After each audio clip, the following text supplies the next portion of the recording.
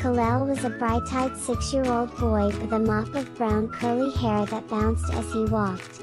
His warm brown eyes sparkled with excitement as he entered his colorful classroom, wearing his favorite blue shirt with an anime character print. His white shorts and blue and white sneakers completed his cheerful outfit. Kalel loved school, especially when it was time to learn new things. Today was extra special because they were going to practice counting, and Kalel couldn't wait to get started. As Kalel took his seat at a small, round table with his classmates, he looked around the room. The walls were covered in vibrant posters of numbers and shapes, and a big, friendly-looking clock hung above the teacher's desk. Ms. Johnson, a tall woman with long blonde hair and kind green eyes, stood at the front of the class. She wore a pretty floral dress and had a warm smile that made everyone feel welcome. "Good morning, class," she said cheerfully.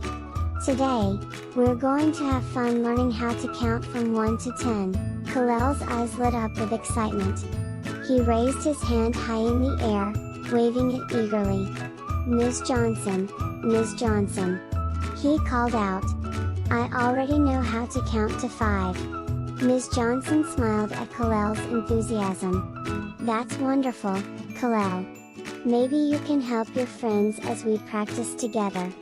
Kalel beamed with pride, his curls bouncing as he nodded vigorously. Ms. Johnson began by holding up one bright red apple.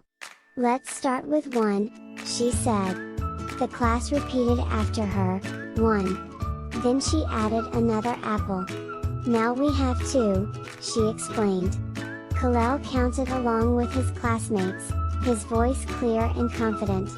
As Ms. Johnson continued adding apples, the children's voices grew louder and more excited. 3, 4, 5, they chanted together. When they reached 6, Kalel noticed his friend Sarah looking confused.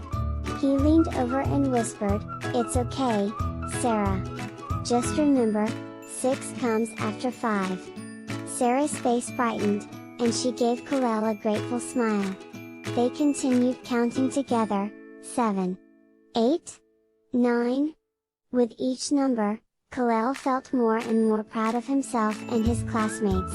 Finally, Ms. Johnson held up the last apple, making a total of 10. "And what comes after 9? She asked. The whole class shouted enthusiastically, 10. Kalel jumped up from his chair, his curls bouncing wildly, and pumped his fist in the air. "We did it," he exclaimed. Ms. Johnson laughed and clapped her hands. "Excellent job, everyone. You're all becoming expert counters." As the lesson came to an end, Kalel couldn't stop smiling. He had not only counted to 10 but also helped his friend Sarah. He felt proud and happy.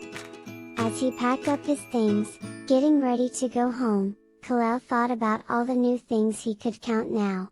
He imagined counting stars in the sky, flowers in the garden, and even the steps to his front door. Kalel knew that learning to count was just the beginning of many exciting adventures in numbers, and he couldn't wait to learn more.